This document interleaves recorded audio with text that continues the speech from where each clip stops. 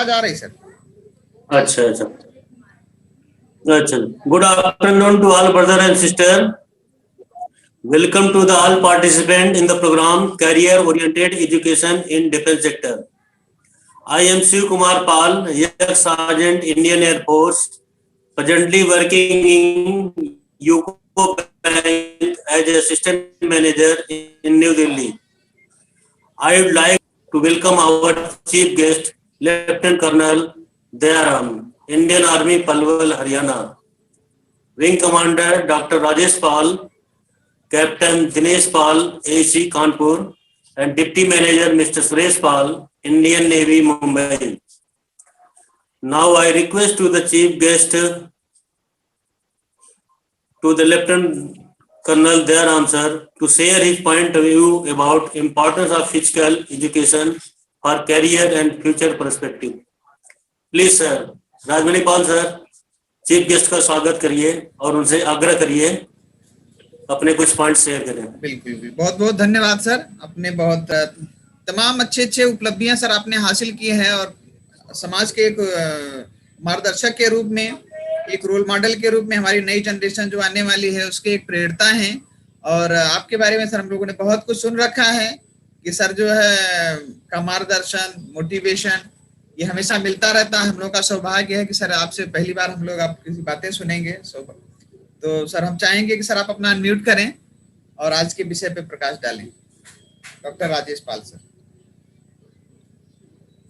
धन्यवाद आप सभी लोगों का और मैं सभी का स्वागत करता हूं।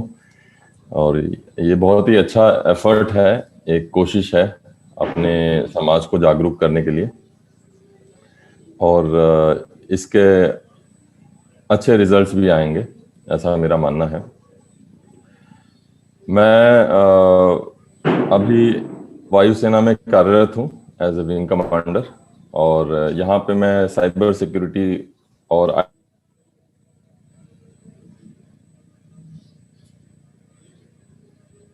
रिस्पांसिबिलिटी और उससे रिलेटेड है।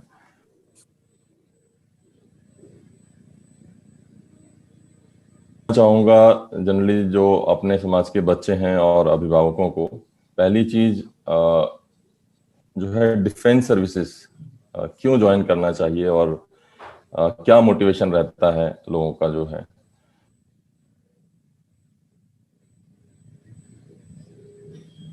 देश सेवा का मौका है और हम डायरेक्टली जो है अपने कंट्री को सर्व करते हैं।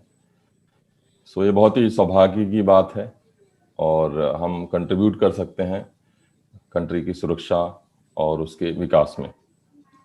दूसरी चीज, अभी भी समाज में बहुत इज्जत मिलती है डिफेंस वाले लोगों को और समाज एक अच्छे नज़र से देखता है उनको, जो एक अच्छा मोटिवेशन है मेरे हिसाब से लोगों करने के लिए।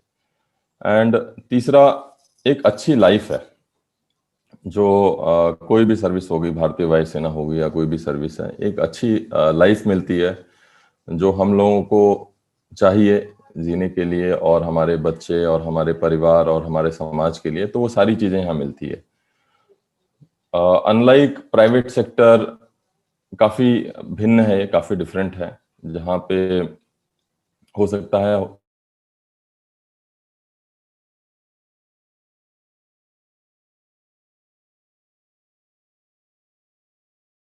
बच्चों ने, जिनके परिवार ने बहुत अच्छा किया है एक और सब लोग अच्छा कर रहे हैं, तो ये एक अच्छी बात है। और दूसरा, अभी अगर जैसे भारतीय वायुसेना में अगर आपको आना है तो क्या तरीके हैं उसके। काफी सारी इंफॉर्मेशन वैसे इंटरनेट पे अवेलेबल है, बट मैं संक्षेप में जस्ट थोड़ा सा कवर करूंगा।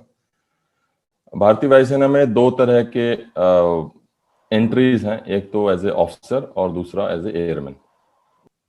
सो एज ए ऑफिसर जो है आप दो तीन तरीकों से आ सकते हैं। पहला है कि आप एनडीए एग्जाम दें, जो जनरली 12वीं के बाद देते हैं।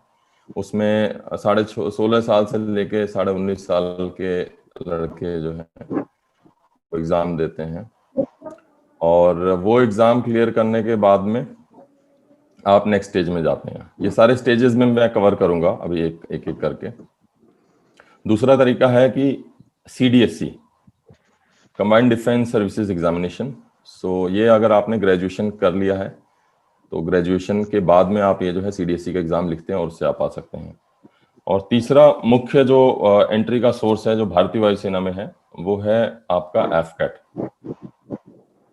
सो उसको जो है इसका फुल फॉर्म है एयरफोर्स कॉमन एडमिशन टेस्ट। सो एयरफोर्स इसको कराती है। इसमें एक तरह का रिटन एग्जाम होता है जो बेसिकली एक आपका जो है आपकी जनरल एबिलिटीज, इंग्लिश, मैथ्स और उस लेवल की जो है कॉम्प्रिहेंशन, ये सारी चीजों को टेस्ट करता है और उसके हिसाब से मेरिट और क्वालिफाई करते हैं। सो ये मुख्यतः 3 वो है तरीके हैं जिससे आप आ सकते हैं। और कुछ लोग जो है NCC सर्टिफिकेट जो रहता है वो भी भर के डायरेक्टली इंटरव्यू तक आ सकते हैं। सो ये जो है तरीके हैं। अभी स्टेजेस क्या होते हैं सिलेक्शन के? जो स्टेजेस हैं, जैसे सबसे पहले किसी भी एंट्री से आएंगे तो एक रिटन एग्जाम होगा। रिटन एग्जाम आपको क्वालिफाई करना बहुत जरूरी है अगले स्टेज में जाने के लिए। रिटन एग्जाम हमारे यहाँ पे जो हमारे क्षेत्र और हम जो हमारे समाज के लोग हैं वहाँ पे ये देखा गया है कि थोड़ी सी जो है थोड़ा सा जो है एजुकेशन और इम्प्रूव करने की जरूरत है, खासकर इंग्लिश जो है, बिकॉज सारा जो है मीडियम जो है कम्युनिकेशन का, चाहे वो लिखित हो या बोलने वाला जो है वर्बल हो, वो सारी चीजें जो है भारतीय वायुसेना में इंग्लिश में चलता है, इसलिए उसी तरह से टेस्टिंग होती है। और जहां तक मैंने देखा है कि थोड़ा सा वो एक कमजोर एरिया है जिस पे हमें काम करने की जरूरत है, तो अभिभावकों और बच्चों को भी थोड़ा सा वो देखने की जरूरत है। बहुत मुश्किल नहीं है, बट ये है कि हाँ, हमारा जैसे अब मैं यूपी से हूँ तो वहाँ पे हम दिनचर्या में ही हिंदी में बात करते हैं, सारी चीजें होती हैं, तो थोड़ा सा एक जो है उसको कोशिश करके करने की जरूरत है। सो जब एक रिटन एग्जाम आप क्लियर करते हैं उसके बाद में जो है नेक्स्ट लेवल होता है आपका जो है SSB, services selection board. Services selection board एक जो है बहुत ही साइंटिफिक तरीका है जहाँ पे चेक करते हैं और देश डिसाइड करता है कि किसको जो हम एज ए ऑफिसर ले सकते हैं, किसको नहीं ले सकते। ये one of the most elaborate testing mechanism है जहाँ पे जो है एक कैंडिडेट जो है 5 दिन लगभग जो है वहां पे रहता है सिलेक्शन सेंटर्स में। कई सिलेक्शन सेंटर्स हैं, 4-5 सिलेक्शन सेंटर्स हैं, वहां पे 4-5 दिन रहता है और अलग अलग तरह से उसकी जांच पड़ताल की जाती है।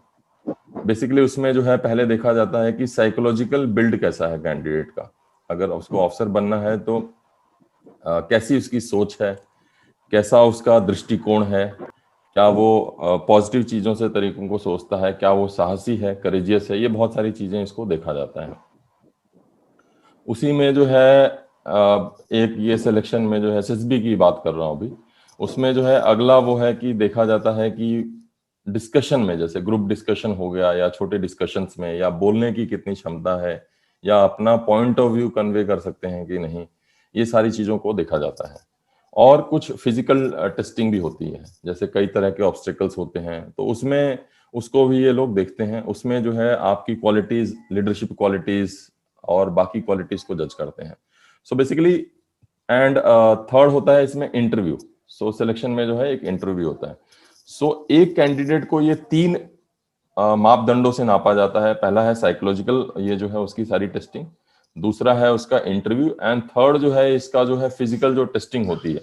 फिजिकल टेस्टिंग में केवल दौड़ भाग नहीं है, बाकी उसको जो है ग्रुप डिस्कशन और सारी चीजें कराते हैं। तो इन सब चीजों को देखते हुए उसको फिर तीनों चीजों को मिला के देखते हैं कि वो सारी चीजें हैं जो हमें चाहिए भारतीय वायुसेना में, और उसके हिसाब से कैंडिडेट्स को सेलेक्ट करते हैं। यहाँ पे सिलेक्शन रेशियो जो है थोड़ा सा टफ रहता है जनरली, बट कैंडिडेट्स जो है सेलेक्ट होते हैं जो तैयार और जो उस हिसाब से रहते हैं।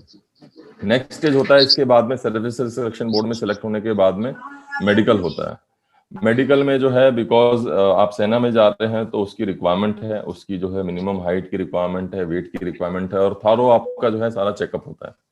सो आदमी अगर पूरी तरह स्वस्थ है तो फिर उसको जो है वो सिलेक्शन उस हिसाब से हो जाता है, और फाइनली मेरिट बनती है। मेरिट के हिसाब से फिर जो है उसको ज्वाइनिंग कराते हैं और फिर वो अपना ट्रेनिंग करता है एंड भारतीय वायुसेना की सेवा में आ जाता है। जो हमारे भारतीय वायुसेना में है जो है थोड़ा सा अंदर देखते हैं, जैसे उसमें जो ब्रांचेस हैं, अगर मोटे मोटे तौर पे जो ब्रांचेस मतलब काम के हिसाब से जो है, कार्य के हिसाब से बांटा गया है। सो उसको अगर हम देखें तो उसमें जो है एक फ्लाइंग ब्रांच है जो जहाज को उड़ाने का काम करता है। इसमें तीनों आते हैं, चाहे वो फाइटर एयरक्राफ्ट हो, ट्रांसपोर्ट हो, सामान ढोने का काम हो, या फिर जो है आपका हेलीकॉप्टर हो, ये सारे आते हैं। उसके बाद में जो है आपका टेक्निकल ब्रांच, इंजीनियरिंग ब्रांच जिसको बोलते हैं, जिसमें मैं कार्यरत हूँ।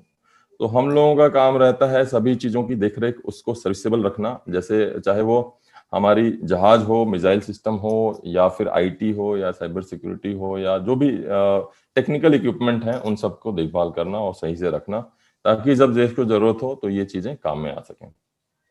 और तीसरी ब्रांच है एडमिनिस्ट्रेशन, जिसमें जो भी मतलब प्रशासनिक काम होता है वो सारी चीजें उस तरह से, अकाउंट्स हो गया, एडमिनिस्ट्रेशन हो गया, सिक्योरिटी हो गई, ये सारी चीजें इसमें आती हैं। तो ये मोटा मोटा है। और इसका जो है आप लोग वेबसाइट देख सकते हैं जिसमें सारी इंफॉर्मेशन दी हुई है। इसका वेबसाइट की इंफॉर्मेशन है careerindianairforce.cdac.in।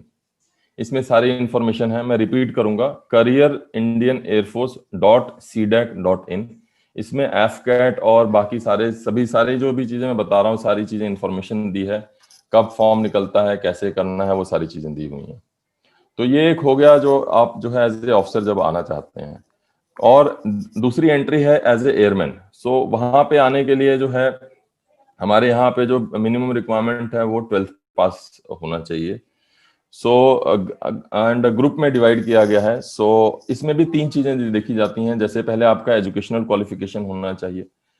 जो एजुकेशनल क्वालिफिकेशन आप जो है 17 से 21 ईयर के बीच के बच्चों को लिया जाता है, जो इंटरमीडिएट पास हो, और इंटरमीडिएट में 50% एंड अबव होना चाहिए। इंग्लिश में स्पेसिफिकली देखते हैं कि 50% है कि नहीं। फिर उसके बाद में दूसरा रिक्वायरमेंट है फिजिकल और medical standard. So minimum height जो है 152.5, बेसिकली 5 फीट के करीब में, और उससे ऊपर होना चाहिए। वेट उसी के हिसाब से होना चाहिए। और इसमें जो है जनरली ये मतलब टैटूज और ये सब चीजें हाथ वाथ पे और ये जो बनाते हैं वो सब चीजें नहीं होनी चाहिए। और विजुअल स्टैंडर्ड जो हमारे आंखों की दृष्टि की बात है वो जो है 6/12 बेसिकली करेक्ट होके 6/6 हो जाए तो वो सारी चीजें हैं। और स्ट्रीम के हिसाब से थोड़ा थोड़ा इसमें प्लस माइनस करके जो है ये सारी चीजें हैं। तो इसकी सारी इंफॉर्मेशन आपको जो वेबसाइट है airmanselection.cdac.in पे मिल जाएगी। फिर से मैं रिपीट करता हूँ, airmanselection.cdac.in।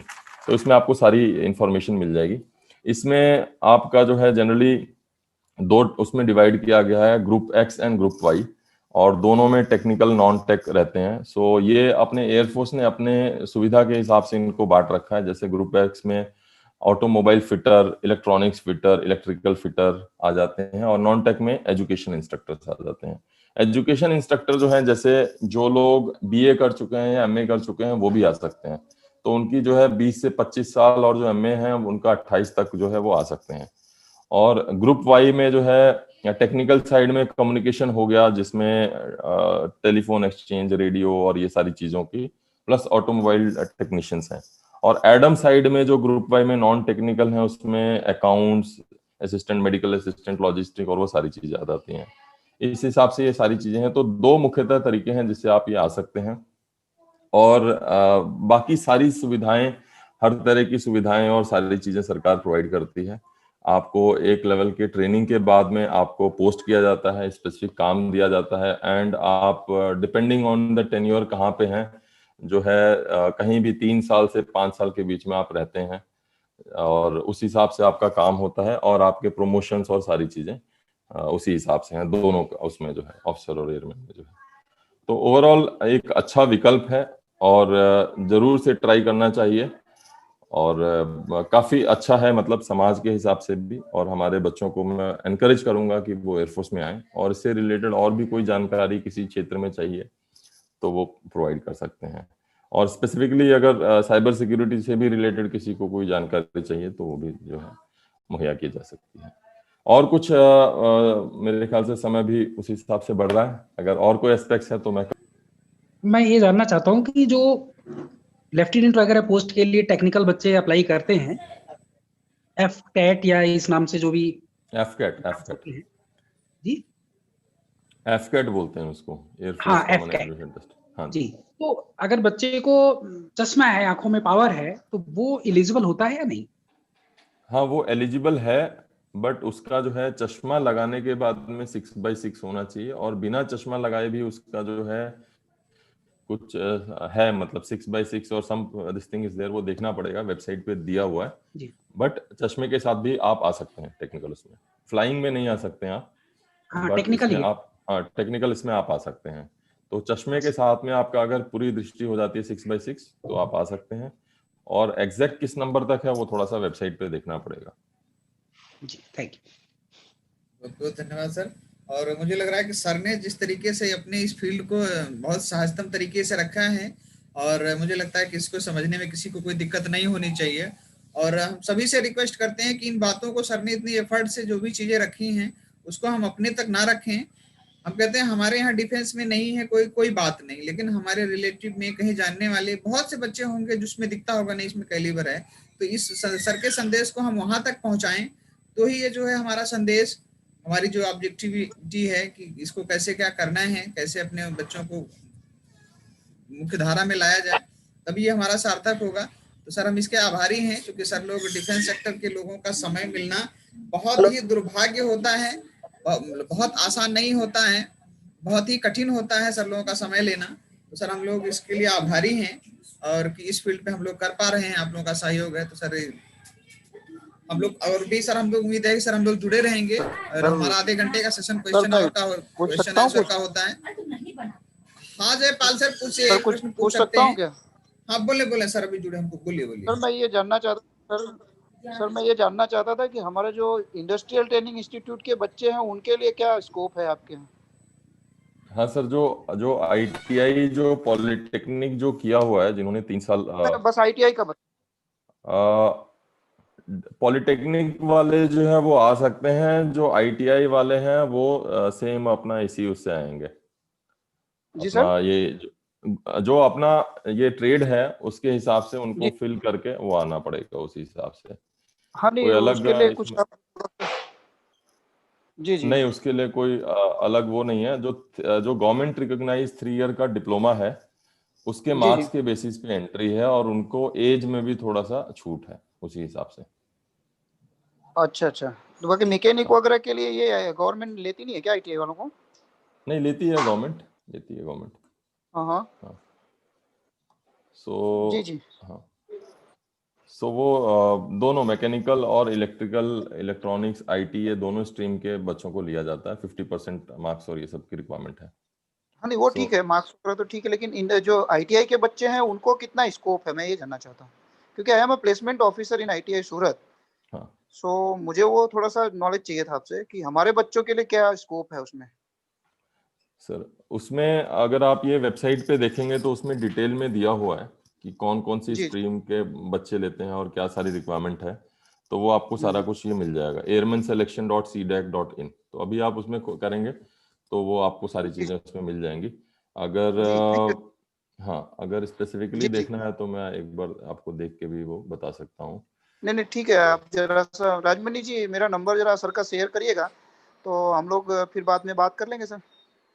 हाँ हाँ, बिल्कुल बिल्कुल। जी जी। ठीक ठीक है सर। ठीक है। Thank you sir. Pal sir, जो कि ये इसी कानपुर से हैं, प्लीज सर आप अपना अनम्यूट करें और आज के विषय पे प्रकाश डालें। Good afternoon. Good afternoon, Captain Dinesh from Kanpur. और आर्मी में एनरोलमेंट के लिए PBOR के लिए जो, जहाँ तक मेरा मतलब प्रश्न है कि इसमें 8 स्टेप से इंडियन आर्मी में जो हमारे जवान, जो हमारे भाई देहातों में या शहरों में रह रहे हैं, तो सबसे पहले तो सिपाही जीडी 17.5 साल से 21 वर्ष की उम्र में वो आर्मी ज्वाइन कर सकते हैं, और इसके लिए 33% एवरी सब्जेक्ट में मार्क्स होने चाहिए, टोटल एग्रीगेट मार्क्स 40% होना चाहिए, और सिपाही जीडी में कम से कम हाइट 168 सेंटीमीटर होनी चाहिए। फिर सिपाही क्लर्क मिनिमम मतलब ओवर एग्रीगेट 60% मार्क्स होने चाहिए, और ईच सब्जेक्ट में 50% मार्क्स होने चाहिए। इसमें भी 17.5 साल मतलब 17 ईयर्स 6 मंथ से लेकर के 23 ईयर्स तक के जो भी बच्चे हैं वो इसमें अपना कैरियर बना सकते हैं। सिपाही टेक्निकल, इसमें ओवरऑल 50% एग्रीगेट मार्क्स होने चाहिए और हर एक सब्जेक्ट में 40% मार्क्स होने चाहिए। इसमें भी एज 17.5 साल से लेकर के 23 ईयर्स तक है। सिपाही नर्सिंग असिस्टेंट, इसमें 50% मार्क्स एग्रीगेट होना चाहिए और हर सब्जेक्ट में 40% मार्क्स होना चाहिए। इसमें नर्सिंग असिस्टेंट के लिए पीसी मतलब फिजिक्स, केमिस्ट्री और बायोलॉजी सब्जेक्ट जो नॉन मेडिकल वाले हैं वो इसमें अपीयर कर सकते हैं। फिर आता है सिपाही ट्रेड्समैन, इसमें भी 17.5 साल से लेकर के 23 साल तक के बच्चे जो है ना इसमें अपीयर कर सकते हैं और 168 सेंटीमीटर इसके लिए हाइट होनी चाहिए। फिर इसके बाद आता है आर्मी एजुकेशन कोर में AAC इंस्ट्रक्टर, इसके लिए मिनिमम क्वालिफिकेशन ग्रेजुएशन होनी चाहिए, वो किसी भी स्ट्रीम से हो, लेकिन इसमें X और Y दोनों ग्रुप के लिए इनरोलमेंट होता है।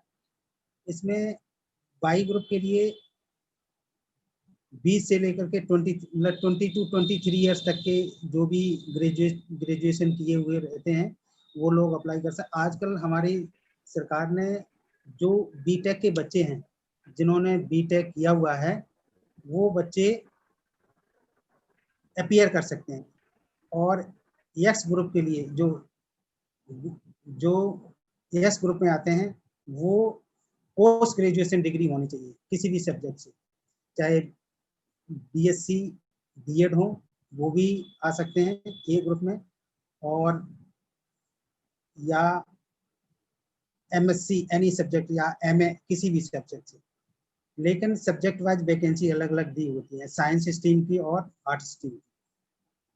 इसके बाद आता है RTGCO religious teacher. Religious teacher में भी मिनिमम एज 25 ईयर्स से लेकर के 34 ईयर्स जिनकी है वो लोग इसमें अप्लाई कर सकते हैं। रिलीजियस टीचर जो धार्मिक अध्यापक होते हैं वो लोग, हमारे पंडित जी, मौलवी और क्रिश्चियंस पादरी जो है ना इसमें अप्लाई कर सकते हैं। कैटरिंग कोर्स, एक कैटरिंग कोर्स होता है। इस कैटरिंग कोर्स में कैटरिंग जिन बच्चों ने डिप्लोमा किया होता है कैटरिंग के साइड में वो लोग इसमें अप्लाई कर सकते हैं। इसके लिए एजुकेशन क्वालिफिकेशन 12th पास होना चाहिए और मिनिमम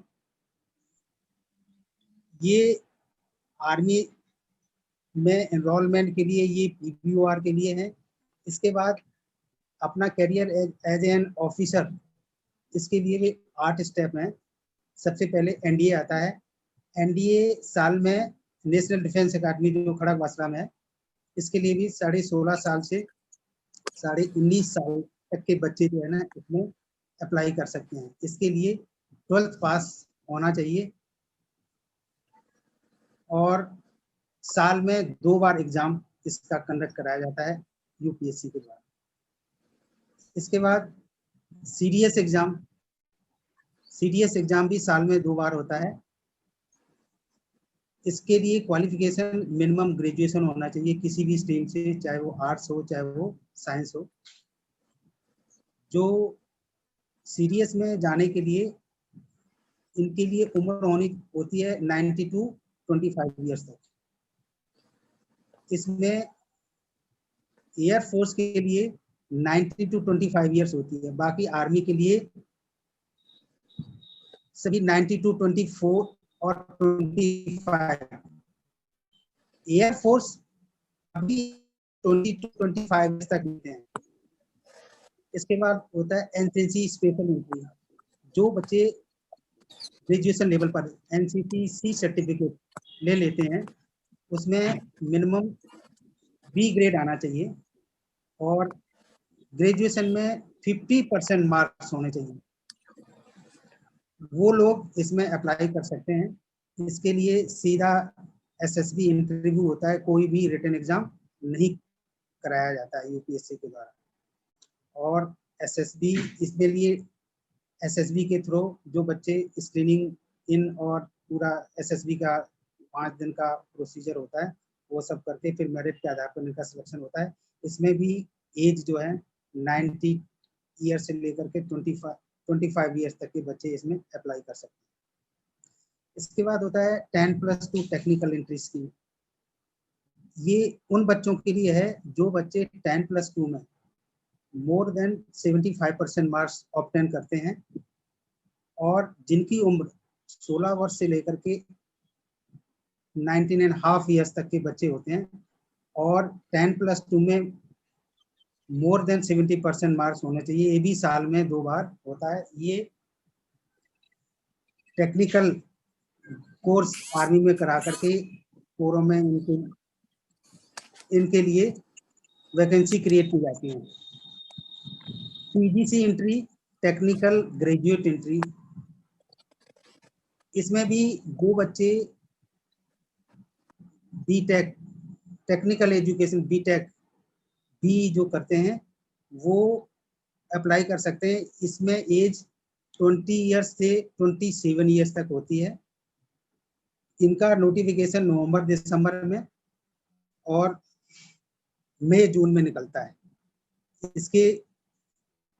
इसमें भी ऑल स्ट्रीम की वैकेंसी निकलती है, जैसे जो भी टेक्निकल ग्रेजुएट के लिए जो स्ट्रीम बनी हुई है, सिविल से, मैकेनिकल से, सीएस से, इस तरीके से इसमें आप अपना कैरियर बना सकते हैं। ये भी साल में 2 बार होता है। ये भी एग्जाम यूपीएससी के थ्रू होता है और इसका भी एक रिटन एग्जाम होता है। फिर है SSC technical man and women. Short service commission के लिए टेक्निकल में मैन एंड वुमेन दोनों के लिए ये एलिजिबल है। इसके लिए 20 इयर्स मिनिमम एज होनी चाहिए और मैक्सिमम 27 इयर्स एज होना चाहिए। इसमें सर कमीशन ये मैन एंड वुमेन दोनों के लिए है। इसमें एज 20 से 27 इयर्स तक। इसके बाद आता है जैग एंट्री। जैग एंट्री में जो बच्चे जिन बच्चों ने एलएलबी किया या एलएलएम किया हुआ है वो बच्चे अपना करियर आर्मी में एज एन ऑफिसर बना सकते हैं। इसके लिए मिनिमम एज 21 ईयर्स से लेकर के 27 ईयर्स तक के लिए एलिजिबल है। ये मैन एंड वुमेन दोनों के लिए है। इसमें वुमेन के लिए शॉर्ट सर्विस कमीशन दिया जाता है, लेकिन कुछ दिनों के बाद इनको पीसी कर दिया जाता है, परमानेंट कमीशन। ये हमारे जो आर्मी में एडवोकेट एडजुटेंट जनरल ब्रांच है उसमें रहते हैं। ये हर एक फॉर्मेशन हेडक्वार्टर में जो आर्मी से रिलेटेड कोई भी केस वगैरह होते हैं ये इनका लुक आफ्टर करते हैं। ये इनका यही काम है। एक होता है यूनिवर्सिटी एंट्री स्कीम। वो बच्चे जिन्होंने टेक्निकल एजुकेशन हासिल की है उनको मेरिट के आधार पर उनको शॉर्ट लिस्टेड किया जाता है और फिर इनकी 2 स्क्रीनिंग होती है, एक कॉलेज लेवल पर और एक एसएसबी के थ्रू। उनके माध्यम से इनको शॉर्ट लिस्टेड करके इंटरव्यू के माध्यम से एसएसबी के थ्रू इनका सिलेक्शन किया जाता है। ये केवल मैन के लिए है, वुमेन के लिए नहीं है। हेलो जी सर, कंटिन्यू करें सर, आवाज आ रही सर। हेलो जी सर, कंटिन्यू करें सर, आवाज आ रही है आपकी। तो इस आधार पर आप जो भी बच्चे ये क्वालिफिकेशन लेकर के अपना आर्मी में करियर बना सकते हैं एज एन ऑफिसर, वो इन सब बातों को ध्यान में रखते हुए अपना एक आर्मी की वेबसाइट है www.indianarmy.in यूपीएससी में, उसके through notification time to time निकलता रहता है। वो लोग अप्लाई कर सकते हैं एज एन ऑफिसर।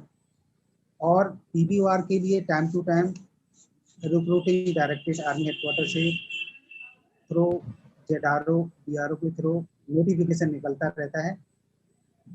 वो टाइम टू टाइम अपना जिला सैनिक बोर्ड या लोकल न्यूज पेपर में या नेशनल न्यूज पेपर में जब भी भर्ती होती है, वैसे आजकल भर्ती सभी को मालूम है कि साल में एक बार जरूर होती है हर एक डिस्ट्रिक्ट हेडक्वार्टर में, डिस्ट्रिक्ट लेवल पर या तहसील लेवल पर, जिसका नोटिफिकेशन पहले ही पता चल जाता है डिस्ट्रिक्ट हेडक्वार्टर से, सोल्जर बोर्ड के थ्रू या जडारो के थ्रू, वहां से भी पता लगाया।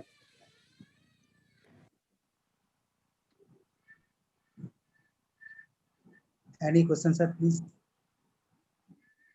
सर से रिलेटेड अगर कोई प्रश्न कुछ एक आध करना चाहे, वैसे सर हम लोग आप लोग अगर जुड़े रहें तो हम लोग एक क्वेश्चन आंसर का एक सेशन रखे हैं, तो उसमें चर्चा कर लेंगे।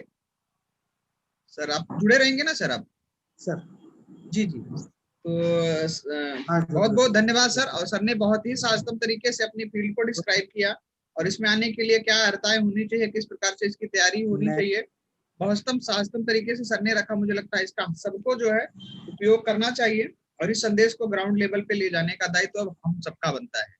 और मैं चाहूंगा कि समय हम लोग ऑलरेडी कुछ लेट चल रहे हैं, तो मैं चाहूंगा तुरंत मिस्टर सुरेश पाल सर से, नेवी ऑफिसर हैं, deputy manager Indian navy, please, क्योंकि वर्तमान में केनरा बैंक में एज असिस्टेंट मैनेजर हैं। मिस्टर विनय पाल,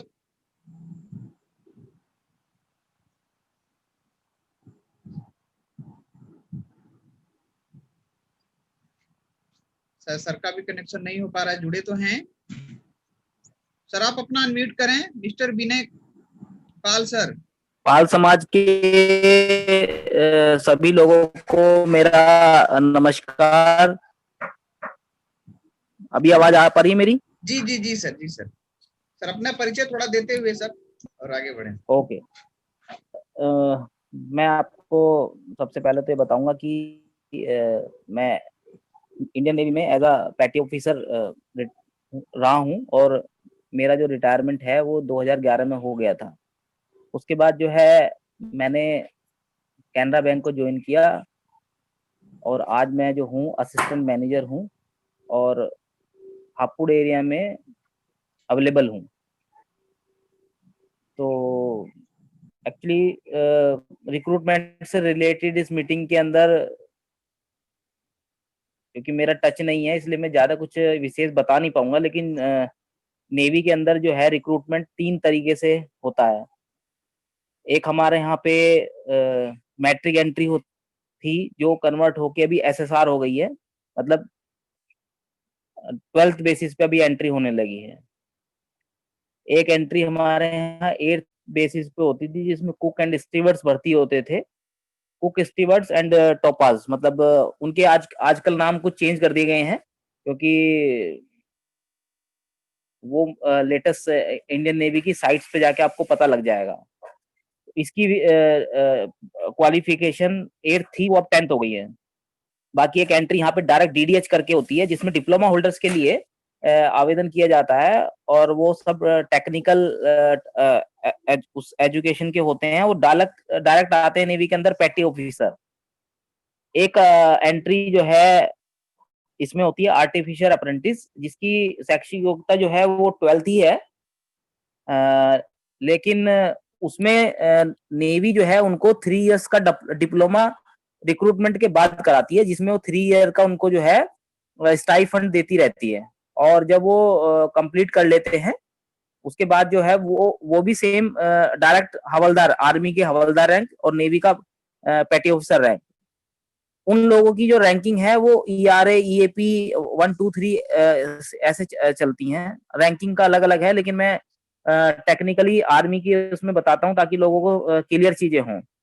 उनकी रैंक जो है हवलदार से स्टार्ट होती है, उनका बेसिक भी ज्यादा होता है। और उसमें जो है जो लोग डिप्लोमा होल्डर हैं उनके लिए डिप्लोमा होल्डर के द्वारा जाना बड़ा अच्छा है और उसमें जो है उनको अच्छी अच्छी फैसिलिटी भी मिलती हैं। बाकी सभी जो भी पदाधिकारी थे उसमें से सर ने बताया कि ऑफिसर रिक्रूटमेंट के लिए सभी के दायरे एक ही हैं, एक ही जैसे हैं। और जो एनडीए के थ्रू, सीडीएस के थ्रू जाते हैं लेकिन एसएसबी और वो जो भी ऑफिसर्स के लिए, चाहे वो नेवी हो, चाहे आर्मी हो, चाहे एयरफोर्स हो, सबके लिए मापदंड एक ही है। तो बेसिकली मैं इसलिए केवल जो सेलर्स रैंक के लिए ही मैं बात कर रहा हूँ, जो कि जनरली उसके बारे में उन्होंने कवर नहीं किया है। बाकी डिफेंस की लाइफ के बारे में भी बता देना मैं जरूरी समझता हूँ कि डिफेंस लाइफ जो है आज के टाइम पे जो है सबसे ज्यादा कम इन्वेस्टमेंट में और सबसे प्राइड वाली जो नौकरी है वो डिफेंस फोर्सेस की है। आप 10th और 12th के बाद अगर कहीं नौकरी लेते हैं तो आपको 10 से 12 हजार रुपए की नौकरी कोई से ज्यादा की कोई नहीं देगा। लेकिन आज अगर आप सिपाही रैंक में भी अगर आप फौज में भर्ती होते हैं तो आप 50 से 60 हजार रुपए की स्टार्टिंग होती है। तो कम से कम इन्वेस्टमेंट में आप ज्यादा से ज्यादा गेन करते हैं। एक प्राइड मोमेंट होता है कि जब आप फौज के लिए, देश के लिए सर्व करते हैं।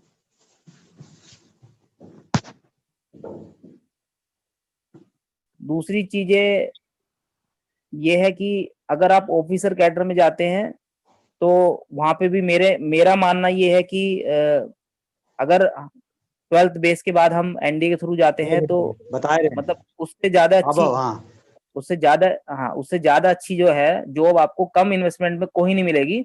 हाँ, रिस्क फैक्टर में अगर हम देखें तो वो थोड़ा ज्यादा है, लेकिन देश की सुरक्षा के सामने जो है अगर बात हमारे रिस्क की आए तो वो कुछ भी नहीं है। मैक्सिमम जो डिफेंस वाले हैं वो इस चीज को समझते हैं और डिफेंस वाले का बच्चा जनरली फर्स्ट होप रखता है कि मैं डिफेंस में जाऊं, क्योंकि हमने वहां की लाइफ देखी है और हमको मालूम है कि जितना सिविलियंस के सामने खबर रहता है कि वहां पे यार ऐसा होता होगा, वैसा होता होगा, ऐसा नहीं होता है। वहां पे भी एक नॉर्मल लाइफ चलती है। हाँ, टिपिकल है और अनुशासन में रहना जरूरी है। घर की तरह नहीं है कि मतलब आप कुछ भी करेंगे और आपके ऊपर कोई मतलब अंकुश नहीं लगाया जाएगा। तो बाकी जनरल किसी को अगर कुछ ऐसी चीज पूछनी है जो पूछने पे मुझे ज्ञात होगी तो मैं बताऊंगा। बाकी फिलहाल मैं इधर कैनरा बैंक में हूँ। रिक्रूटमेंट आज हमारा डिफेंस से रिलेटेड है, तो उसके अलावा भी हम जो है एक सर ने कहीं ना कहीं कोई ग्रुप बना के रखा होगा जिसमें अगर कभी कोई दूसरी चीजें भी हम जानकारी लेना चाहें तो उसमें संपर्क कर सकते हैं, ताकि सर कहीं ना कहीं से संपर्क करके ये माध्यम बना है तो मतलब कि हमारे कोई भी डाउट है, इवन डिफेंस से रिलेटेड नहीं है, समाज के प्रति कोई भी चीज है तो हमको इसमें डिस्कस करना चाहिए। तो इस प्लेटफॉर्म का तभी फायदा है। तो मैं यहाँ अपनी जो है बात समाप्त करता हूँ और समय का ध्यान रखते हुए कोई और व्यक्ति बोलना चाहे तो सर उनको आप मौका दीजिए। जी, बहुत बहुत धन्यवाद सर, और बहुत ही सार्थक तरीके से जो अपने नेवी फील्ड को इंट्रोड्यूस कराया और इसके स्कोप पे प्रकाश डाला। तो बहुत बहुत धन्यवाद सर, और हम आप लोग के आभारी हैं कि आप लोग इतना व्यस्ततम शेड्यूल से भी हमारे लिए समय निकालते हैं। और एक चीज देख करके एक बहुत ही स्कोपिक हमें ये फील्ड लगता है कि हमारे अगर बच्चे हैं जो जेनेटिकली बहुत स्ट्रांग हैं और अगर हमारे समाज के बच्चे अगर डिफेंस फील्ड में आते हैं तो उनके लिए उसके बाद भी यहाँ फील्ड से निकलने के बाद भी किसी और भी फील्ड में जाने का जबरदस्त मौका है। मुझे लग रहा है कि हमें आज ही के इस पैनल में 8 से 10 लोग जो है डिफेंस सेक्टर से निकल करके और बैंकिंग सेक्टर में अच्छी पोस्ट पे और अच्छी फील्ड में वर्क कर रहे हैं, ज्यादातर बैंक में हैं। तो लगता है कि नहीं, स्कोप की कोई कमी नहीं है। आप आगे बढ़ें और हम अपने करियर में कहीं भी पीछे नहीं हटेंगे, कहीं भी दिक्कत नहीं आती है। बहुत स्कोपिक फील्ड है और हमें तो लगता है कि हमारी जो जीन्स है वो इस एरिया में हम लोग बहुत स्ट्रांग हैं। हमें अपने पॉजिटिविटी का यूज करने की आवश्यकता है तो हम बहुत आगे जा सकते हैं। तो बहुत बहुत धन्यवाद सर। अब मैं चाहूंगा कि हमारे बीच जो भी अगर डिफेंस सेक्टर से और भी बहुत से बुद्धिजीवी वर्ग जुड़े हैं, लग रहा हो कि आपके कुछ मार्गदर्शन से और भी बच्चों का भला हो सकता है, गार्जियन थोड़ा सा मोटिवेट हो सकता है, तो प्लीज सर इस विषय पे प्रकाश डालें। समय को ध्यान में रखते हुए 2 मिनट 3 मिनट बोल सकते हैं सर, कोई भी। चलते हैं मिस्टर दिनेश। हाँ, राजमणि सर। जी जी जी सर राजमणि सर। जी सर बोलें। सर वो आरएमएस और आरएमसी और उसके लिए हो गया क्या? मैं एक्चुअली थोड़ा लेट जुड़ा था। नहीं हुआ है सर, बोले। तो सर क्या बोल सकता नरेंद्र हूँ? सर, मैं आप ही को बुलाने जा रहा था, नरेंद्र कुमार पाल सर, आप स्पोर्ट ऑफिसर अयोध्या उत्तर प्रदेश से। सर आज के विषय से संबंधित और क्वेश्चन आंसर की तरफ हम आप ही के द्वारा बढ़ेंगे। तो सर आज के विषय पे प्रकाश डालें, मिस्टर नरेंद्र पाल सर। धन्यवाद सर, धन्यवाद सर। एक्चुअली सर मेरा एक डिपार्टमेंटली मीटिंग और चल रहा था इससे पहले, तो इसकी वजह से मैं थोड़ा लेट जुड़ा था। हेलो। चलो सर, चलिए सर, कोई बात नहीं, कंटिन्यू करें सर। सर मैं थोड़ा सा बताना चाहूँगा बच्चों के लिए, जो बच्चे अभी हमारे छोटी एज में हैं, जो लगभग 4th क्लास से लेकर के और 8th क्लास तक जो पढ़ रहे हैं बच्चे, 9th क्लास तक जो पढ़ रहे हैं, उन बच्चों के लिए मैं थोड़ा सा आपको पेरेंट्स को बताना चाहूँगा, या बच्चे भी अगर हमारे इस सेशन में जुड़े हैं तो उनको बताना चाहूँगा कि अगर आप अभी से ही इसी 4th क्लास लेवल से ही अगर आप सोच रखते हैं कि हमें इंडियन आर्मी या में ज्वाइन करना है, तो ये उससे बड़ा मौका और उससे बड़ा प्लेटफॉर्म हमें नहीं मिल पाएगा। और उसके लिए 3 स्टेप में मैं आपको बताऊंगा। सबसे पहले तो है सैनिक स्कूल। सैनिक स्कूल में जो एंट्री अगर हमें करनी है, तो सैनिक स्कूल में एंट्री करने के लिए 6th क्लास में हम एंट्री कर सकते हैं। 6th और 9th 2 तरीके से हम एंट्री कर सकते हैं। वहां पर एक एंट्रेंस एग्जाम होता है और मेडिकल होता है। तो एंट्रेंस एग्जाम के लिए क्वालिफाई करने के लिए अच्छी बुक्स वगैरह हैं, मैथमेटिक्स और जनरल हिंदी, जनरल साइंस और आपका क्या नाम है, इंग्लिश। ये सारी चीजें आपकी बहुत स्ट्रांग होनी चाहिए। इसी लेवल पर एक पेपर होता है, उसी पेपर को हम क्वालिफाई करके 6th क्लास में और 9th क्लास में हम सैनिक स्कूल्स में एंट्री कर सकते हैं। दूसरा है सर आरएमएस, राष्ट्रीय मिलिट्री स्कूल। राष्ट्रीय मिलिट्री स्कूल हमारी ऑल ओवर द इंडिया ये लगभग 6 स्कूल बने हुए हैं, जिनमें केवल 50-60 सीटें होती हैं, और उन सीटों पर जाने के लिए बहुत तगड़ा कंपटीशन होता है, जो English, Hindi, general science, mathematics और इंग्लिश, ये चारों पांचों, और रीजनिंग वगैरह भी इसमें आती है। इसी में भी हम 6th क्लास और 9th क्लास में हम एंट्री पा सकते हैं। 6th एंड 9th क्लास में ये ऑल ओवर इंडिया केवल 5 स्कूल हैं। तो जैसे कि धौलपुर वगैरह है, या बेंगलोर है, अजमेर है, और एक शायद कर्नाटक में है कहीं और, एक जगह और, वहाँ पर ये है। तो वहाँ पर जाने के लिए हमें कॉम्पिटिशन्स फाइट करना होगा, उसका एग्जाम, और उसको फॉर्म भी आजकल शायद आरएमएस के फॉर्म निकले हुए हैं, राष्ट्रीय मिलिट्री स्कूल के फॉर्म निकले हुए हैं, और या निकलने वाले 1-2 दिन में। तो मैं चाहूँगा कि अगर जो बच्चे इंटरेस्टेड हों और जिनका ये बेस मजबूत हो, मैथमेटिक्स, इंग्लिश, जनरल साइंस और हिंदी, इन सबको हम लेकर के एंट्री कर सकते हैं। अब सबसे बड़ी बात मैं करता हूँ आरआईएमसी, राष्ट्रीय इंडियन मिलिट्री कॉलेज। राष्ट्रीय मिलिट्री इंडियन कॉलेज जो है वो केवल इंडिया में एक है, जो कि देहरादून में है, और यहाँ पर ऑल ओवर द इंडिया केवल 25 सीट्स हैं। तो 25 सीट्स के लिए आपको किस जबरदस्त कंपटीशन को बीट करना होगा, उसके लिए मैं आपको बताना चाहता हूँ कि यहाँ पर जो एंट्री होगी वो होगी 8th क्लास में। All over India 25 seats, 8th class में एंट्री होगी। तो इसकी प्रिपरेशन करने के लिए एक स्पेशल कोचिंग की जरूरत पड़ती है। इसमें 3 तरीके के पेपर आते हैं, इंग्लिश, मैथमेटिक्स और एक जर्नल पेपर आता है, जो जनरल नॉलेज, जैसे जीके बोलते हैं, जनरल साइंस या जनरल जीके, वो पेपर होता है। तो इन तीनों पेपर को हम क्वालिफाई कर करके मैक्सिमम लगभग 450 के आसपास का एग्जाम होता है, और इस एग्जाम में से लगभग 300 एंड अबव मार्क्स यदि हम लेकर के आते हैं, तो हम लोगों को इंटरव्यू कॉल होता है, और इंटरव्यू कॉल होने के बाद हमारा मेडिकल होता है, और जब फाइनल लिस्ट बनती है तो उस लिस्ट में अगर हम आते हैं तो हमारा वहाँ पर 8th क्लास में एडमिशन होता है। और 8th क्लास में एडमिशन होने के बाद वहाँ पर 8th क्लास से ही हम लोगों की एक तरीके से लेफ्टिनेंट कर्नल वगैरह की जो ट्रेनिंग वो स्टार्ट हो जाती है, और जैसे ही 12th क्लास पास करते हैं तो हमारा सिलेक्शन 100% मान के चलिए कि हमारा इंडियन आर्मी के लिए सिलेक्शन हो सकता है। इंडियन आर्मी में अगर जाना है, इंडियन नेवी में जाना है, या और जो आपको पसंद करते हैं, जिस भी फील्ड में आप जाना चाहते हैं, एयरफोर्स वगैरह है उसमें जा सकते हैं। तो सर ये छोटा सा एक था मेरे जानकारी, जो बच्चों को होना चाहिए और पेरेंट्स को भी होना चाहिए। तो मैं ज़्यादा कुछ ना कहते हुए सर इतना ही समय ले पाऊंगा।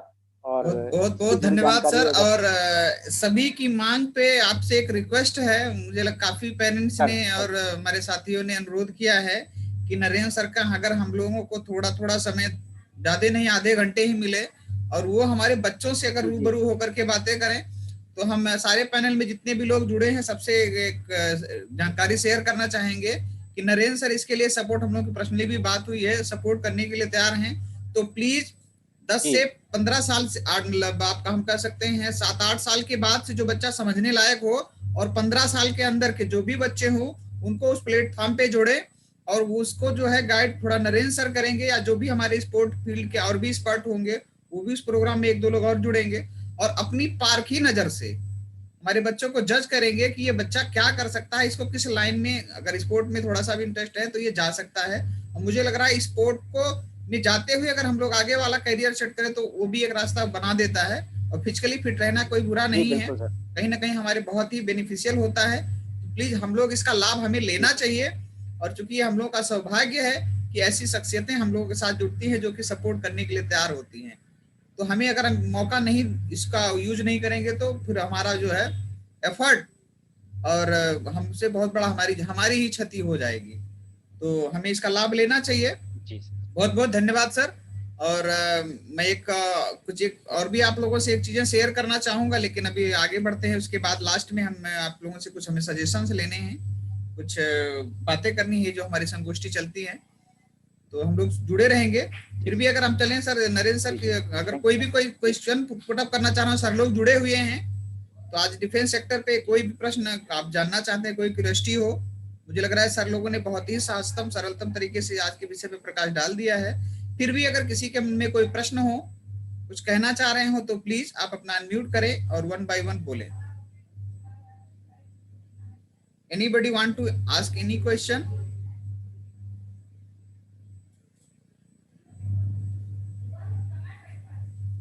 नमस्कार, मैं डॉक्टर अनुपम सिंह पाल। जी नमस्कार सर। जी सर बोलें। मैं जी एक पहले तो मैं आपको बहुत धन्यवाद देना चाहूंगा कि आपने एक बहुत ही अच्छी पहल की है, और ये खास तौर से आज स्पेशलाइज्ड था कि एक ही सेक्टर की तरफ, मतलब डिफेंस की तरफ लोगों का रुझान कैसे, और उससे जुड़ी हुई समस्याएं और जानकारियां, बारीकियां आपने पहुंचाने का एक बहुत सुंदर प्रयास किया है। और जो हमारे समाज के विंग कमांडर राजेश पाल सर जी हैं, उन्होंने बड़े अच्छे तरीके से इसको बताया है। तो इस मंच पर बहुत सारे साथी जुड़े हुए हैं, मुझे लग रहा है, क्योंकि मैं भी भारतीय वायुसेना में लगभग 18 वर्ष मैंने जॉब किया है, और 2012 में मैंने रिटायरमेंट लेकर के फिर मैंने नया कैरियर जो है इस फील्ड में शुरू किया है। और इस समय मैं सिरसागंज में राजकीय महिला स्नातकोत्तर महाविद्यालय में समाजशास्त्र में असिस्टेंट प्रोफेसर के पद पर पिछले 7 वर्षों से सेवाएं दे रहा हूँ। तो इस मंच पर काफी शिक्षक और उस शिक्षा से भी लोग जुड़े हुए हैं।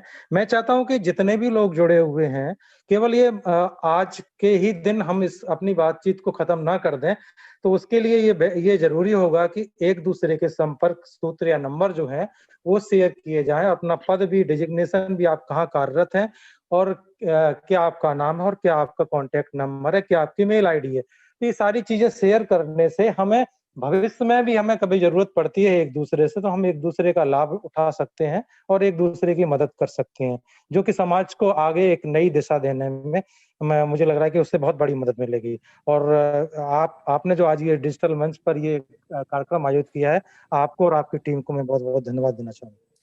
बहुत बहुत धन्यवाद सर। और आपने बहुत ही सराहनीय और अनुकरणीय जो बातें रखी हैं, और उस पर हमें गौर करना चाहिए, और हम विचार भी हम लोग करते हैं सर। और एक चीज आपको बताना चाहेंगे, मुझे लग रहा है सर आप हम लोगों का पहली बार आमना सामना हो रहा है, जुड़ा हो पा रहा है कहीं ना कहीं। चलिए बहुत ही अच्छी पहल है। तो सर ये हम लोग प्रत्येक संडे का हमारा प्रोग्राम है, प्रयास करते हैं कोई विशेष स्थिति ना बने, तो ये हम हर संडे हम लोगों का प्लान है, और हम लोग अदर फील्ड को कवर करते हैं, कभी सिविल, कभी मेडिकल, कभी इंजीनियरिंग। तो जो भी लगता है कि किसी ने कोई सजेस्ट कर दिया सर इस टॉपिक पे होना चाहिए, तो बिल्कुल उसी को रखते हैं। इसके पहले हम लोगों ने उस पे रखा था, पुलिस सेक्टर पे रखा था, कभी हम लोगों ने मैनेजमेंट, बैंकिंग सेक्टर, अनेक फील्ड को कवर करते हुए, या जैसे हम उस चीज को ज्यादा फोकस करते हैं कि कौन सी वैकेंसी आने वाली है।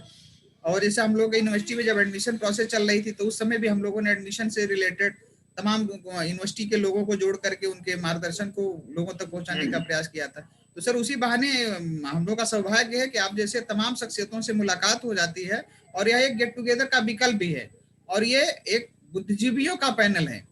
और हमें लगता है कि एक्सपीरियंस व्यक्ति जो है अगर कोई बातें शेयर करता है तो हमारे अभिभावक, हमारे बच्चे उसको बहुत ध्यान से सुनते हैं, और उनकी संदेश जो है ग्रास रूट लेवल तक पहुंचना चाहिए। हम लोगों को के प्लेटफॉर्म दूसरे का क्यों, हम अपना प्लेटफॉर्म यूज करें, अपनी बातें पहुंचाएं, और हमें भी एक प्लेटफॉर्म मिलना चाहिए। तो हम भी उसी का थोड़ा सा हम लोग प्रयास करते हैं कि हमारे लोगों को एक प्लेटफॉर्म दिया जाए, समाज में उनको लोग जाने। ये हम लोगों का सौभाग्य है कि डॉक्टर राजेश जैसे शख्स हम लोगों का मार्गदर्शन करते हैं, मुलाकातें होती हैं, आप जैसे लोगों से मुलाकात होती है। तो सर हम लोग पर्सनली भी इस पे बात करेंगे, और आप लोगों के मार्गदर्शन, सलाह, सजेशन की बड़ी सख्त आवश्यकता है, क्योंकि एक अकेले के चलाने से कुछ नहीं हो सकता। सब लोग मिलकर के अगर बहुत अच्छा प्रयास किया जाएगा तो बहुत अच्छा कर सकते हैं सब लोग। तो विचार सर आपका बहुत अच्छा है, हम लोग सर पर्सनली इस पे भी बात करेंगे। और हम लोग कुछ क्वेश्चन, अगर किसी के पास कुछ प्रश्न हो, मुझे लग रहा है कि सर लोगों ने बहुत सरलतम तरीके से बता दिया है आज के विषय पे।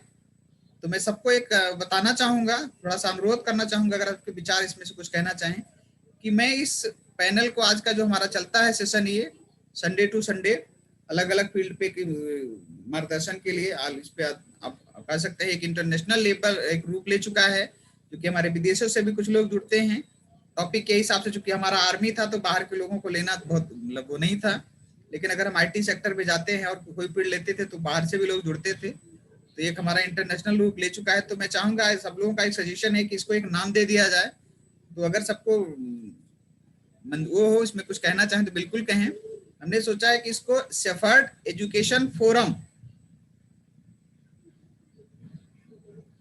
नाम दिया देने का वो है, सही रहेगा। और यही प्रयास है कि थोड़ा सा इसको ऐसा नाम दिया जाए कि ये कोई मतलब शेफर्ड में क्या होगा, पाल, बघेल और ये सब तमाम जो कंट्रोवर्शियल कुछ चीजें हैं वो समाप्त हो जाती हैं। और इस पे किसी पर्टिकुलर एक व्यक्ति का मंच नहीं है, ये ओपन है, सब लोग इसमें समाहित हों, और ये बुद्धिजीवियों का एक तरीके से पैनल है बने। इसमें हम पॉलिटिक्स या किसी भी चीज की बातें नहीं करेंगे, न करना चाहिए, और हम मात्र एजुकेशन एजुकेशन एजुकेशन पे ही चर्चा करते हुए, क्योंकि मेरा मानना है या हमारे जो भी लोग जानने वाले सबका मानना है कि एजुकेशन ही वह हथियार है जिसकी सहायता से हम अपना और अपने समाज का, सबका जो है हम आगे उसको ला सकते हैं, उसका विकास कर सकते हैं, और इसके सिवाय कोई दूसरा हथियार नहीं है। हम शिक्षित हैं इसलिए किसी भी लेवल की बातें करते हैं, सोचने में सक्षम है, तो उस सक्षमता को लाना अगर है तो उस एजुकेशन ही एक हथियार है। मुझे लगता है इसी पे सबको अगर हम लोग थोड़ी सी मेहनत 5-6 साल कर देंगे तो आने वाला समय जो है हमारे समाज का एक रूप दिखाई देगा, और हमें जो है सबको सपोर्ट मिलेगा। तो अगर इस पे कुछ कहना हो किसी को तो बिल्कुल करें, और इसको हम एक टीम के रूप में बनाना चाहेंगे। तो जो भी लोग बातें अपनी रखना चाहें, शायद हम ज्यादा ना रख पाए तो नंबर सर हमारे वैसे ग्रुप में शेयर होते हैं, फिर भी हम बताना चाहेंगे। मेरा नंबर है 9984989191। इस पे हम लोग पर्सनली भी बात कर सकते हैं। ये मेरे विचार हैं, बाकी का सबका जैसा सुझाव हो, इसको आगे कैसे बढ़ाना है, क्योंकि इस पे अगर अब हमें थोड़ा सा ब्रॉड लेवल पे काम करना होगा, एक टीम बनानी होगी, हमें कुछ एक्सपर्ट की भी जरूरत होगी आईटी सेक्टर से और तमाम फील्डों से। तो इस पे हम लोग थोड़ा सा ब्रॉड रूप में काम करें।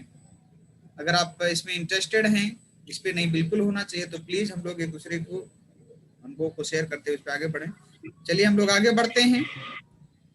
किसी को कोई डॉक्टर राजमणि जी कुछ बिल्कुल डॉक्टर राजमणि जी बोलिए सर, बोलिए। एक छोटा क्वेश्चन है जी, जी बरखराम पंजाब से स्पेशलिस्ट जुड़े हैं जी, उनसे छोटा सा जानकारी लेना चाहता हूँ फोर्स के बारे में ही। हाँ जी, मैं पंजाब से हूँ। यहाँ पे क्या है, सिख रेजिमेंट है जी, एक सिख रेजिमेंट, और उसमें ज्यादातर सिख को ही लेते हैं। तो उसमें दिक्कत क्या आती है, जैसा मैंने पंजाब में देखा है कि जो लिस्ट होती है अपनी, जो कास्ट बेस्ड लिस्ट होती है, SC ST या OBC जो भी है, तो उसमें जिन जातियों के साथ जैसे रमदासिया सिख या कंबोज सिख लिखा हुआ है उनको लेते हैं वो उस रेजिमेंट में। और जो हमारी कास्ट है, जैसे गडरिया है यहाँ पंजाब में, तो गडरिया के साथ सिख नहीं लिखा हुआ है, तो इसलिए प्रॉब्लम बहुत आती है उनको। अदरवाइज वो सरदार भी हैं, वो सारी फॉर्मेलिटी पूरी कर लेते हैं, बट सिख रेजिमेंट के लिए उनको बहुत आसानी रहती है, जिन्होंने अपनी कास्ट के साथ अमेंड करवाया है बाद में, बहुत बाद में अमेंड करवाया है। रमदासिया था जैसे, वो पहले ओनली रमदासिया था, उन्होंने बाद में अमेंडमेंट करवा के रमदासिया सिख करवा लिया। तो क्या जो आर्मी से जुड़े हैं, क्या ऐसा इसके बारे में थोड़ा जानकारी कोई दे सकता है? बिल्कुल बिल्कुल भाई ऐसा होता है क्या? मुझे लगता है राजेश सर, सब लोग जुड़े हुए हैं। तो Rajesh, doctor Rajesh sir mute करने के लिए बोलिए, उनका अनम्यूट नहीं था सर। कंटिन्यू, वैसे मुझे लग रहा है सर का अनम्यूट ही था ऑलरेडी। राजेश सर आप अपना हाँ, नहीं अनम्यूट मैं जी सर। हाँ, मैं ये बोल रहा हूँ कि जहां तक मुझे वो है, सभी सिख समुदाय के लोग इसमें जा सकते हैं, बट स्पेसिफिकली अगर ऐसा कुछ है जहाँ पे ऐसा होना नहीं चाहिए, बट मतलब I am not very sure actually, but आज नहीं आ रही, अपना अनम्यूट कर दीजिए। अभी आ रही है आवाज? जी जी जी यस सर, आ रही है। हाँ जी जी जी। मैं ये बोल रहा हूँ जहां तक मुझे पता है, ये सभी सिख समुदाय के सभी लोग जो हैं इसको जा सकते हैं, ज्वाइन कर सकते हैं, बट स्पेसिफिकली आर्मी में अगर कोई है तो वो बता सकता है, वो प्रकाश डाल सकता है कि ऐसा कोई स्पेसिफिकली रिस्ट्रिक्शन है क्या कि सिख लिखा होना चाहिए ऐसा? आर्मी में सिख में भर्ती होने के लिए जो पंजाब के लोग रहने वाले हैं, वो सिख में भर्ती तो हो सकते हैं, और ऐसी कोई हमारी समझ में तो नहीं आता है, लेकिन जहाँ तक सिंह का जो टाइटल लगा हुआ है सरदार जी सिख लोगों के सामने, तो वो कभी कभी फर्क डालता है, ये ऐसा देखने में आया है। Okay sir, thank you. और सर इसी से रिलेटेड एक और क्वेश्चन है कि जैसे ये आर्मी में अहीर रेजिमेंट है, राजपूत रेजिमेंट है, क्या इसका क्या फंडा है क्या? जैसे पीछे एजिटेशन भी किया था कुछ लोगों ने, क्या गडरिया रेजिमेंट भी ऐसे हम बनवा सकते हैं अगर सरकारों पे दबाव डालें, और उसके क्या फायदे होंगे? ऐसा नहीं, हमारे इंडियन आर्मी में अहीर रेजिमेंट कोई नहीं है अभी तक। जी जी सर, ना जी, कोई जातियां थी, तो उन जातियों के आधार पर जो उन्होंने ब्रिटिश शासन में जिन्होंने लड़ाइयां लड़ी, तो उसी के बेस पर ये सब राजपूत, गढ़वाल, सिख और नागा, इस टाइप के उन्होंने ऑर्गेनाइजेशन बनते गए और वो चलते रहे। ये मुलायम सिंह जब डिफेंस मिनिस्टर रहे, तब उन्होंने एक मतलब कोशिश किया कि सभी जातियों की ये अपनी अपनी एक ग्रुप है, तो क्या अहीर ग्रुप नहीं हो सकता है, बट ये पार्लियामेंट में पास नहीं हो सका। कारण ये हुआ क्योंकि हमारे जात के या यादव जात के जो लोग रहे हैं, उनकी सौर गाथा हमारे इतिहास में उनको अभी तक मिली नहीं। कारण ये भी है, अगर कुछ होता है, अगर हमारा समुदाय जो अहीर और पाल या जो भी हमारे अगर रेजिमेंट बनती है, तो ये तो एक पॉलिटिकल स्टंट है। पॉलिटिकल स्टंट के बेसिस पर ये कुछ संभव हो सकता है, लेकिन अभी तक ये संभव नहीं है, क्योंकि आर्मी में ये धर्मों के बारे में तो गठन किया गया है, लेकिन सभी ग्रुप के लोग जो है ना हर एक में है, इसलिए ऐसा अभी तक नहीं हो पाया है। हाँ जी, जैसे सर ये देखने में आया कि यहाँ तक के महार रेजिमेंट मतलब ऐसा नाम दिए हुए हैं, तो कुछ लोगों ने इसके बारे में सोचा भी था कि करा तो उसमें हो। यस, महार रेजिमेंट मराठा लाओं की है, जैसे राजपूत हमारे उत्तर प्रदेश, राजस्थान, बिहार और इसके हरियाणा के लोग रहते हैं। ऐसे सिख रेजिमेंट में और सिखलाई भी है। जो सिखलाई रेजिमेंट है वो जो नीची जातियों के जो लोग होते हैं वो लोग आते हैं, और सिख रेजिमेंट में जो उच्च जाति के लोग रहते हैं वो लोग आते हैं। बाकी जो कोर है ना, core army, education corps, AEC, AMC, सभी जातियों के लोग जाते हैं, इसमें कोई बाउंडेशन नहीं है, सभी लोगों के जब लोग जाते हैं। और जहाँ तक ये पर्टिकुलरली जो सिख रेजिमेंट, राजपूत रेजिमेंट है, उसमें भी हमारे लोग जाते हैं, वो सिर्फ क्लर्क कैडर में जाते हैं, क्लर्क्समैन, ट्रेडमैन में इसमें जाते हैं। बाकी जीडी में सर हम लोग किसी कारण से डिस्कनेक्ट होंगे, पुनः वैसे जुड़ जाएंगे जैसे जुड़े थे।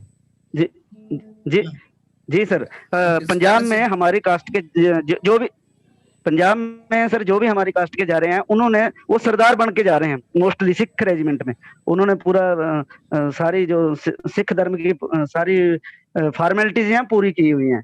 मतलब यहाँ पे 2 डिस्ट्रिक्ट हैं जिनमें मोस्टली 40% लोग सरदार हैं, और वो ज्यादातर सिख रेजिमेंट में चले जाते हैं सरदार से, और नाम में भी सिंह लगाते हैं अपने नाम के पीछे। तो मतलब इसमें भी आप लोग कम समय में सर ये सैनिक स्कूल में एडमिशन के लिए कुछ सजेशन दें। सर आप शायद लेट हो गए सर, सैनिक एडमिशन के लिए सर ने प्रकाश डाला है आज के प्रोग्राम में। अच्छा सर। नरेंद्र पाल सर हैं, स्पोर्ट ऑफिसर हैं, उन्होंने जो है इस पे काफी विस्तृत रूप से रखा है। हम लोगों ने इस पे एक दिन स्पोर्ट पे भी किया था, उस दिन भी हम लोगों ने इस एडमिशन वगैरह के लिए बच्चों के दृष्टिकोण से रखा है। तो सर हम लोग प्लान बना रहे हैं कि छोटे जो टीनेजर्स बच्चे हैं, उन बच्चों को जो भी थोड़ा सा स्पोर्ट लाइन में या थोड़ा सा इस लाइन में जाना है, तो हम सर से रूबरू होंगे संडे, ऐसा कुछ प्लान बनाते हैं, महीने में एक दिन या देखते हैं कौन सा कैसा पॉसिबिलिटी होगा। आधे घंटे वो बच्चों से इंटरेक्ट करेंगे, उनको हमारा दायित्व है कि अपने बच्चों को उनसे जोड़ने का मौका दें ऑनलाइन के माध्यम से। घर पे ही एक बच्चों में एक तो गैदरिंग डेवलप होगी, उनमें सोशल अवेयरनेस आएगा, एक्सपोजर भी होगा, और वो आगे के फ्यूचर को अपना सेट भी करने में सक्षम होंगे। तो हम लोग इस पे सब प्लान बना रहे हैं, हम लोग टच में बने रहेंगे। और थोड़ा सा वो सही है प्रदीप सर?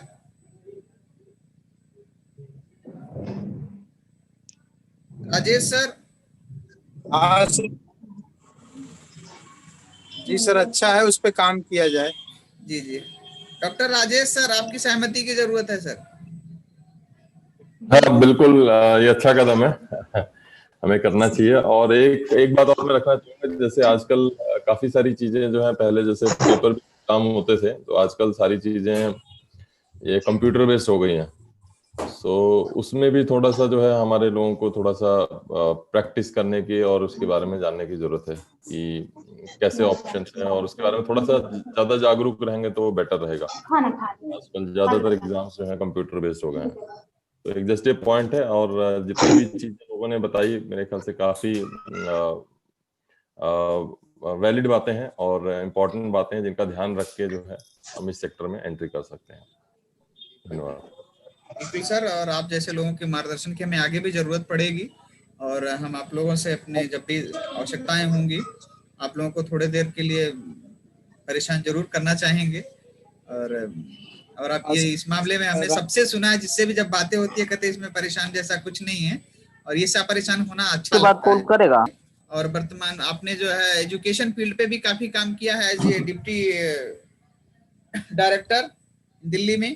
तो सर आप थोड़ा सा एजुकेशन के पर्सपेक्टिव से बोलते हुए, और आज की हमारी प्रोग्राम कैसा रहा सर, इसका आप कंक्लूजन के स्वरूप इस पे आज प्रकाश डालें। मिस्टर कृपाल सिंह बघेल सर। जी मैं कनेक्ट हो गया हूँ। आवाज आ रही है मेरी? जी सर आ रही। जी सर आ रही। सभी लोगों को नमस्ते। सबसे पहले तो मैं राजमणि जी को बहुत बहुत धन्यवाद दूंगा। ये मेरे ख्याल से ये तीसरा सप्ताह है, तीसरा संडे जो एक नए इनिशिएटिव लेके आप आए हैं। बाकी ये हमारे समाज को बहुत ज़रूरत है। देखिए आजकल ज़माना है इंफॉर्मेशन का, नॉलेज का, और उससे ज़्यादा है संगठन का। अगर हम जरा सा भी पीछे रह गए तो पता नहीं कितना पीछे मतलब छूट जाएंगे। तो ये जो इनिशिएटिव है बहुत ही सराहनीय है, और मुझे उम्मीद है कि इसको आगे बढ़ाएंगे। और मुझे खुशी है मुझे एक्चुअली खुद पता नहीं था कि अपने समाज में काफ़ी लोग हैं जो पढ़े लिखे हैं और अच्छी पोजीशन में हैं, अच्छी पोस्ट पर। मैं अभी देख रहा था, जैसा कि राजमणि जी से ही पता लगा, बहुत खुशी हुई। तो मैं अपना छोटा सा एक संक्षिप्त परिचय दूंगा। सबसे पहले मेरा नाम कृपाल सिंह बघेल है, और मैं इटावा डिस्ट्रिक्ट सैफई के पास का रहने वाला हूँ। और मैं पहले एयरफोर्स में रहा हूँ, एजुकेशन इंस्ट्रक्टर, 21 साल वहाँ सर्विस की है। और उसके बाद मैंने वॉलंटरी छोड़ दिया था 99 में, और फिर मैंने यहाँ कंपटीशन में एक्चुअली आया हूँ।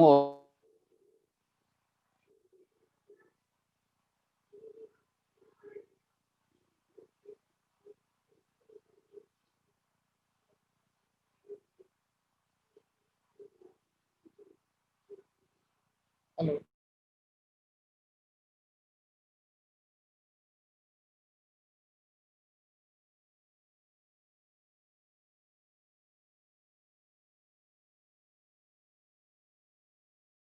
हूँ काफी लोगों की बातें बहुत अच्छी लगी, बहुत अच्छे अच्छे जानकारियां दी हमारे जो गेस्ट आए हुए थे।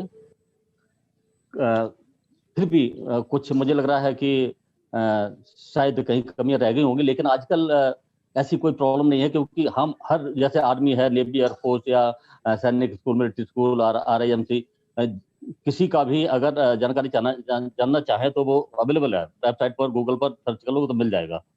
ये जानकारी सारी अवेलेबल है। तो मैं तो इसके लिए कहूंगा कि ये जानकारी खुद भी सर्च करके और इसका पता लगाएं। और ये हमारे जो भाइयों ने बताया, बहुत अच्छी सटीक सूचना दी है, बहुत अच्छी अच्छी जो सूचना मिली है, मुझे लग रहा है बहुत काम आएगी। वैसे तो सरकारी नौकरी में आजकल स्कोप ही बहुत कम रह गया है। जैसे कि पता है कि सारा प्राइवेटाइजेशन होता जा रहा धीरे धीरे स्लोली। अब तो केवल मिलिट्री यानी आर्मी, नेवी, एयरफोर्स, पुलिस और टीचर या फिर कुछ पोस्ट बची थी बैंक्स में, अब वो भी धीरे धीरे करके मुझे लग रहा है कि बहुत ही कम हो गई हैं। इसी के कारण अब कंपटीशन लेवल बहुत हाई हो गया है। तो ये जो हमारा जो प्रयास है जानकारी का तो है ही, लेकिन इसके साथ मैं राजमणि जी से कहूंगा कि कैसे ही कुछ संसाधन ऐसे बनाए जाएं। मेरी उनसे रिक्वेस्ट है कि जो हमारे समाज के बच्चे, बहुत से बच्चे हैं जो टैलेंटेड हैं और उनको अपॉर्चुनिटी नहीं मिल पा रही है। हो सकता है कि उनको नॉलेज ना हो, गांव में रह रहे हों, या हो सकता है फाइनेंशियल प्रॉब्लम हो, क्योंकि ये सब चीजें हम अपने अनुभव से कह रहे हैं, क्योंकि हम भी उसी बैकग्राउंड से हैं, एक बिल्कुल छोटे से गांव से, और एक फर्स्ट जनरेशन पढ़ाई लिखाई है हमारी। तो उसके लिए हमें कुछ करना पड़ेगा। एक या तो हमें संगठन खड़ा करना पड़ेगा, जो कहीं भी टैलेंटेड बच्चे हों किसी भी एज के, उनको पिकअप करके उनको क्या आगे के लिए उनका क्या स्कोप है और कैसे हम उनकी मदद कर सकते हैं, वो काम किया जाए तो मुझे लगता है बहुत कुछ मदद हो सकती है। दूसरी बात यह है कि कंपटीशन में इतनी मतलब ज्यादा कंपटीशन हो गए टफ, कि हमें श्रेष्ठ बनना होता तभी सिलेक्ट हो पाएंगे। तो उसके लिए भी केवल यूं ही कहो कि ऐसे ही सिलेक्ट हो जाओ, उसके लिए बड़ी पढ़ाई करनी पड़ेगी, कोचिंग लेनी पड़ेगी, ट्रेनिंग लेनी पड़ेगी, और तभी हो पाते हैं। ये आज की नहीं है, आज तो बहुत ज्यादा हो गई कंपटीशन, पहले भी यही हाल था। तो इसके लिए भी जहाँ कोचिंग अच्छी मिलती हो वो कोचिंग वगैरह दिलवा सकें वो दिलवाएं, और इसमें अगर समाज की जरूरत पड़े, अगर सहयोग की, तो समाज सहयोग करे। जिन बच्चों को आर्थिक मदद चाहिए वो करने हम लोगों को आगे बढ़ना चाहिए, और तभी मैं समझता हूँ तभी बच्चों को हम ले जा सकते हैं आगे। वरना आजकल का जमाना ऐसा है कि लोग इस बहुत बड़ा अमाउंट खर्च कर रहे हैं अपने बच्चों को पढ़ाने में, कोचिंग देने में। ठीक है, हमारे बच्चे टैलेंट में कम नहीं है, मैंने ये पूरा अनुभव किया है, टैलेंट में कम नहीं है, ईमानदार बहुत है, बहादुर बहुत है। ये हमारी कम्युनिटी की एक करेक्टर है जो ये, क्योंकि हमारे अंदर कूट कूट के बहादुरी भरी हुई है, लेकिन अपॉर्चुनिटी नहीं मिलती है, एक अवसर ही नहीं मिल पाता, ये सबसे बड़ी कमी है। और इसको हम लोगों को आगे आना चाहिए और ये कुछ करना चाहिए। ठीक है, मैं छोटी सी बात एक और कहना चाहूंगा। शायद आप लोगों को पता होगा कि हमारे यहाँ एक अपने समाज के चौधरी फूल सिंह हैं, फूल सिंह बघेल, शायद आपने सुना भी होगा। वो पिछले 20-25 साल से कोचिंग इंस्टीट्यूट चला रहे हैं, और जिसमें आर्मी, नेवी, एयरफोर्स के लिए ही स्पेशली वो कोचिंग देते हैं। और बड़ी मात्रा में उन्होंने मतलब बच्चों को सिलेक्ट करवाया, बहुत बड़ी मात्रा में, क्योंकि स्पेशलाइज ट्रेनिंग देते हैं, कोचिंग देते हैं, और अपने समाज के बच्चों के लिए स्पेशल कंसेशन उन्होंने शुरू से दे रखा है। And he is very really cooperative, अपने समाज के लिए बहुत कुछ करना चाहते हैं और किया है उन्होंने। तो मैं ये कहूंगा कि अगर जरूरत पड़े तो मैं उनका जो कोचिंग सेंटर का एड्रेस वगैरह आप लोगों को दे दूंगा, उनसे पूछ करके, और जरूर अपने बच्चों को हर तरह से उनको तैयार करें, और जहां भी मौका मिले आगे बढ़ें। इसके साथ ही एक बात और है कि सरकारी नौकरी तो वैसे धीरे धीरे खत्म होते जा रहे हैं, तो हमें अपना माइंड सेट भी थोड़ा चेंज करना पड़ेगा कि सरकारी में तो जहां मिल सकता है लीजिए, लेकिन हमें केवल ये सोच के नहीं रहना चाहिए कि सरकारी नहीं मिल रही तो हम बेकार हो गए, ऐसा नहीं है। अब हमें एक अपने अंदर एक तरह का इनोवेटिवनेस या एंटरप्रेन्योरशिप ये डेवलप करनी पड़ेगी। और उसके लिए भी हम हमारे जो बहुत लोग हैं हमारे बरादरी के जो इंडस्ट्री में हैं, अच्छे अच्छे इंजीनियर हैं, तो उन लोगों से भी रिक्वेस्ट करूंगा कि कुछ ऐसे काम ऐसे ये जो क्षेत्र या चुने, या कहाँ कहाँ क्या बच्चों को डेवलप किया जा सकता है, क्या कहीं छोटे मोटे रोजगार या कुछ इनोवेशन लाया जा सकता है जो कि बच्चों को आगे चल के करियर में कन्वर्ट हो सके। तो ये बातें हैं, इन पर भी विचार हम लोग करना चाहिए। और इसके साथ ही मैं ज़्यादा नहीं बोलूँगा, और मैं राजमणि जी को मेरी ढेर सारी शुभकामनाएं जो उन्होंने इतना अच्छा प्रयास किया, और मैं उम्मीद करता हूं कि ये आगे इसको जारी रखेंगे। और इसके साथ ही और भी चीजें, जैसा कि मेरी तो मतलब एक तहे दिली इच्छा है कि कैसे एक संगठन बनाओ जिसमें फाइनेंशियल सपोर्ट कर सके बच्चों को, वो सबसे ज्यादा इंपॉर्टेंट है, क्योंकि बहुत बड़ी मात्रा में हमारी टैलेंट यूं ही बर्बाद हो रही है। अभी तो कुछ बच्चे हमने देखा है कि फिल्म इंडस्ट्री में गायकी में या उसमें डांस में आ रहे हैं, वो वही आ रहे हैं जिनको कहीं ना कहीं जानकारी या वो मिल पाई है, जिनको अवसर मिल पाया। तो बहुत बड़ी मात्रा में टैलेंट ऐसी है जो उन्हें पता ही नहीं है। तो ये चीजें जानकारी कराना और उनको आगे बढ़ाना, उनकी क्या प्रॉब्लम आ रही हैं, उनको किस तरह से मदद कर सकते हैं, ये सब चीजें हमको करनी पड़ेंगी। और इसी के साथ मैं आप सब लोगों को धन्यवाद दूंगा, क्योंकि जो आपने मुझे थोड़ा टाइम दिया, और मेरे लायक कोई भी अगर कहीं भी मतलब मैं काम आ सकता हूं तो मैं हमेशा तैयार हूं। और मैं दिल्ली में रहता हूं, और आप लोगों से रिक्वेस्ट है कोई भी अगर दिल्ली में आते तो जरूर मिले। और इसके साथ ही बहुत बहुत धन्यवाद। Thank you Rajmani ji and सब लोगों को बहुत बहुत धन्यवाद सर। और बहुत चीजों पे आपने प्रकाश डाला ये, और हम लोगों से और अधिकार है सर, आप लोग हम लोगों को ड्यूटी दें और हमें रास्ता का मार्गदर्शन करें, बताएं कि हमें किन चीजों को करने की आवश्यकता है, और इस पे ध्यान दिलाना भी आप, क्योंकि सीनियर जो चीजें कहते हैं, जो आप किताबी ज्ञान और अनुभव में बहुत अंतर होता है। तो चीजें सर, इन प्रेरणाओं की हमें जरूरत भी है। और सर ये हम लोग काफी समय से, जब से कोरोना काल चल रहा है, अब शायद हम लोगों का जुड़ाव नया हुआ है, तो हम लोग, मुझे लग रहा है कि 3-4 महीने से, जब से संक्रमण काल शुरू हुआ है, तभी से हम लोग का कंटिन्यू जारी है। और इसको हम लोगों ने बना लिया है कि नहीं, ये बहुत ही पॉजिटिव है, और इसी बहाने इस तरीके से ही हम एक दूसरे की हाल खबर ले सकते हैं, फेस टू फेस बातें कर सकते हैं, और संक्रमण से भी बच सकते हैं। बहुत ज्यादा हम एक दूसरे से कर जाना, तमाम चीजें, तो कोशिश करें अनटच रहें, सुरक्षित रहें, ये भी बहुत जरूरी है। और उसी की पुनरावृत्ति करते हुए हम लोग चल रहे हैं। और आपने सर एक एंटरप्रेन्योरशिप का नाम लिया, तो हम लोग अब चूंकि आर्मी में क्या एंटरप्रेन्योरशिप वर्ड जोड़े, लेकिन बाकी और जब भी फील्ड होता है तो हम लोग उसमें एंटरप्रेन्योरशिप जरूर शामिल करते हैं, ताकि जैसे हम लोगों ने IT पे किया था, तब भी वहाँ भी एंटरप्रेन्योरशिप को रखा था, आयुर्वेद पे किया था हम लोगों ने। तो कोशिश करते हैं कि एंटरप्रेन्योरशिप को बढ़ावा दिया जाए। हम लोग सेल्फ हेल्प ग्रुप को भी बढ़ावा देते हैं, ग्रामीण अंचलों के बच्चों को प्रमोट करते हैं, महिलाओं को कहते हैं ग्रुप बनाओ, सशक्त हो, जैसे भी हो। जब तक हमारा समाज सशक्त नहीं होगा, पैसे की तरफ हम लोग, शिक्षा की तरफ तो बढ़ नहीं पाए, हम लोग बिजनेस की तरफ भी नहीं बढ़ पाए, हम लोग छोटा छोटा व्यवसाय भी नहीं कर पाए। तो उन चीजों को हमें प्रेरित करना है, मोटिवेट करना है, और हमें सपोर्ट भी करना है कि प्लीज कोई भी बिजनेस में हो तो सपोर्ट करें, आगे बढ़ाएं और चर्चा करें।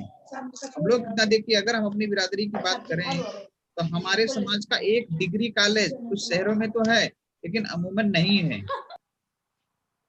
जबकि हम, ऐसा नहीं था कि हम इतने भी वो थे, लेकिन हम लोगों ने रिस्क नहीं लिया, हम लोग जहाँ बढ़ना चाहिए था नहीं बढ़े, और शिक्षा की तरफ हम लोगों ने ध्यान नहीं दिया।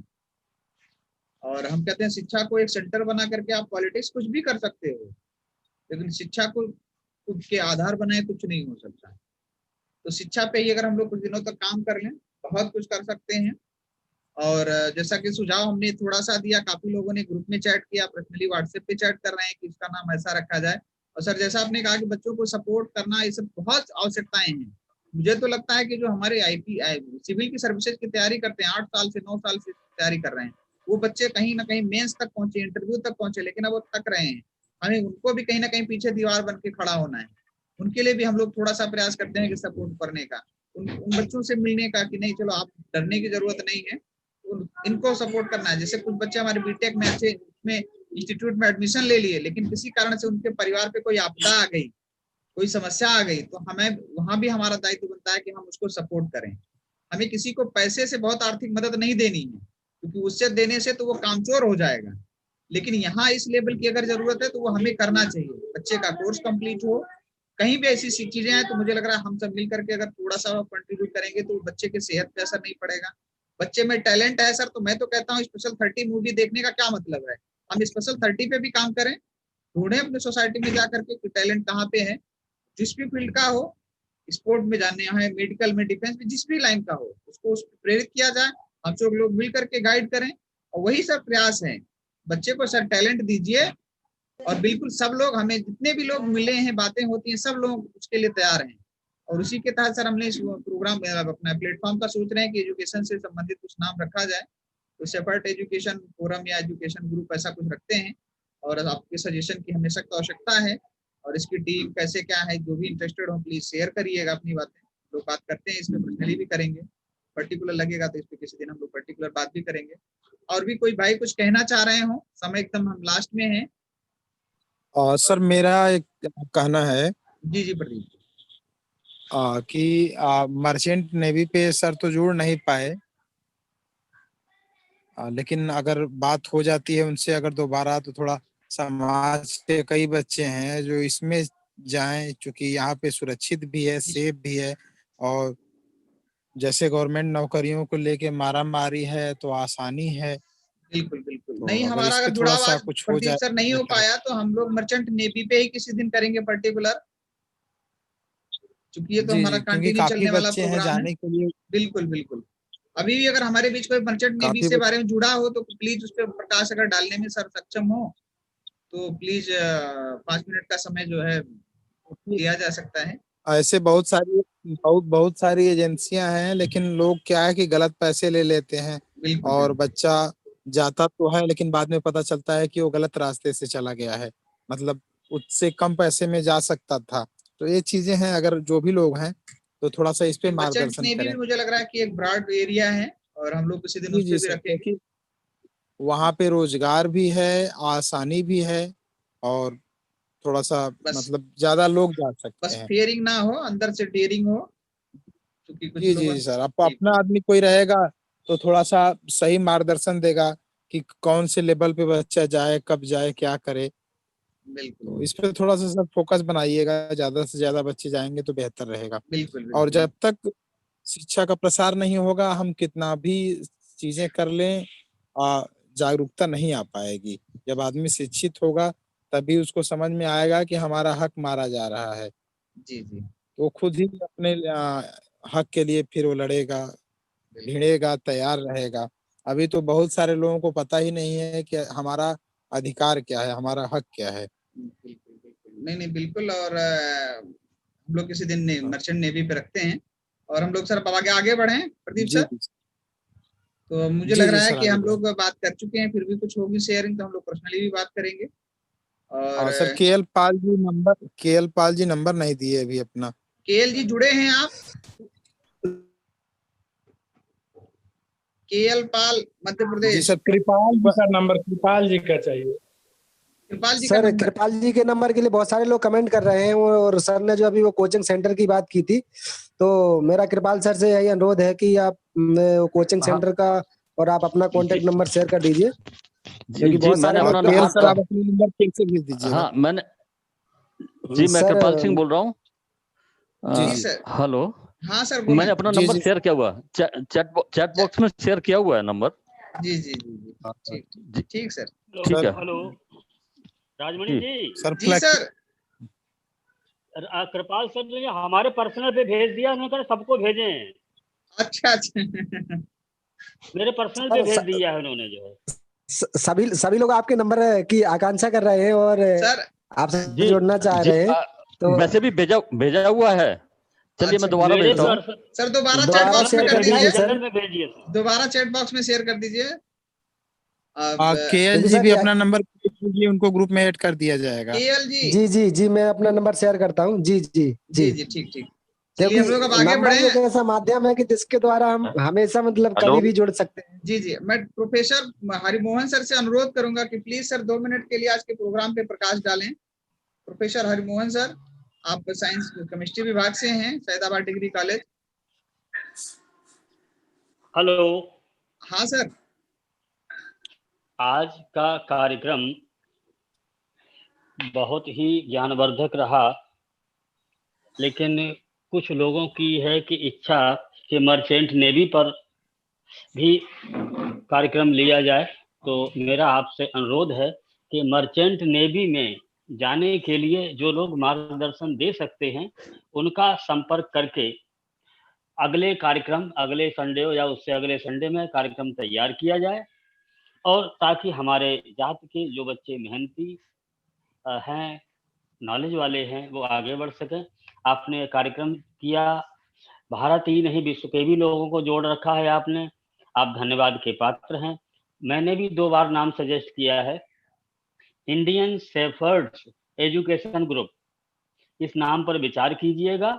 इससे क्या होगा कि भारतवर्ष के साउथ से नॉर्थ, वेस्ट से ईस्ट तक सभी लोग जुड़ सकेंगे। मैं आपको इस कार्यक्रम के लिए पुनः बधाई देता हूं। धन्यवाद। धन्यवाद सर।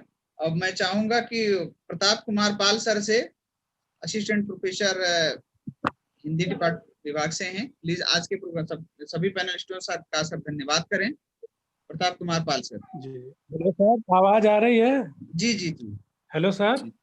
जी आवाज आ रही है भैया, आ रही है। अच्छा बहुत बहुत धन्यवाद डॉक्टर राजमणि सर का कि मुझे धन्यवाद देने के लिए आमंत्रित किया। आज के कार्यक्रम के मुख्य अतिथि लेफ्टिनेंट कर्नल दयाराम पाल जी, भारतीय सेना पलवल से जुड़ना चाह रहे थे लेकिन तकनीकी कारण से जुड़ नहीं पाए, उनको भी धन्यवाद।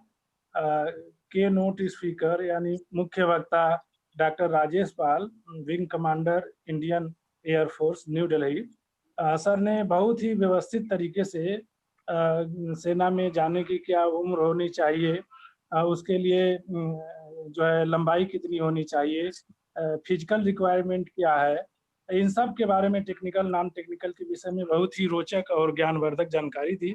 इसी कड़ी में हमसे जुड़े स्पीकर कैप्टन दिनेश पाल जी, उन्होंने भी बहुत सारे पहलुओं को बताया, समझाया, हम उनका भी आभार व्यक्त करते हैं। श्री सुरेश पाल जो है जुड़ नहीं सके हमको लग रहा है, और इस कड़ी में जो है विनय पाल जी ने भी बहुत सारी जानकारी हम लोगों तक पहुंचाई, जिससे निश्चित रूप से समाज को लाभ मिलेगा। श्री नरेंद्र पाल जी, और उसी कड़ी में श्री कृपाल बघेल जी जो दिल्ली से हमारे बीच जुड़े थे, आपने भी तमाम जानकारियां हमसे साझा की और उम्मीद जताई कि नहीं, हम सबको मिलजुल करके काम करना है और अपने समाज को आगे ले जाना है, तथा विभिन्न कोचिंग संस्थान में जो लोग हमसे परिचित नहीं हैं लेकिन समाज के लिए कुछ करना चाहते हैं, उनके विषय में भी सर आपने बताया। आपका भी बहुत बहुत आभार।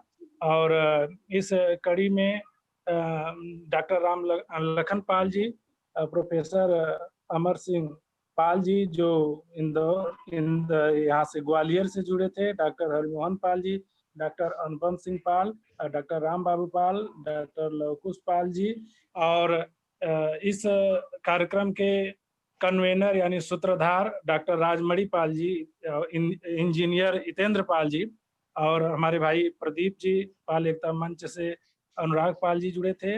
आप सभी के प्रति मैं बहुत बहुत हार्दिक आभार प्रकट करता हूं, तथा समाज के लिए आप लोगों ने इतनी शानदार पहल की है उसके लिए बहुत बहुत आभार।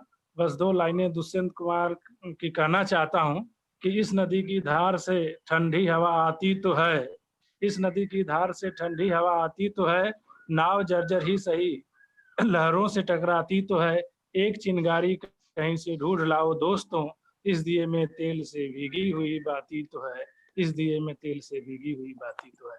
एक पुनः सब आप सभी का बहुत बहुत आभार।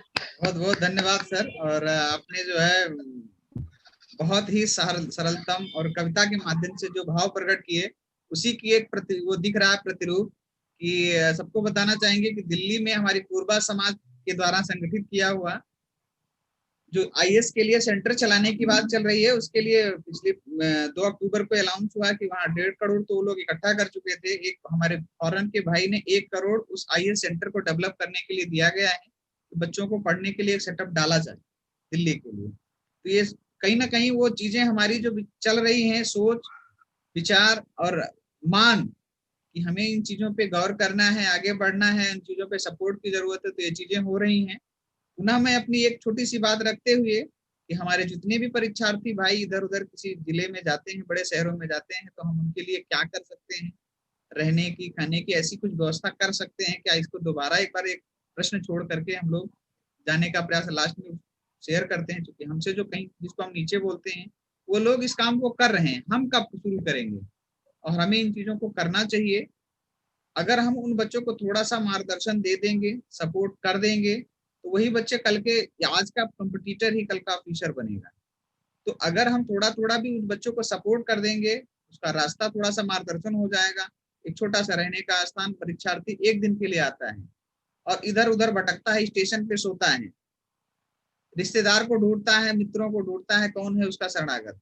लेकिन प्रयास बेचारा एक नाइट पहले से निकलता है, एक नाइट रुकना पड़ता है, तालमेल नहीं बन पाती है, बहुत दिक्कत आती है। अब हम अपनी लाइफ को याद करें, जब भी परीक्षा देने कैसे जाते थे, जबकि आज के समय में सपोर्ट हो रहा है, तो हमें भी करना चाहिए। इस पे विचार हम लोग करें।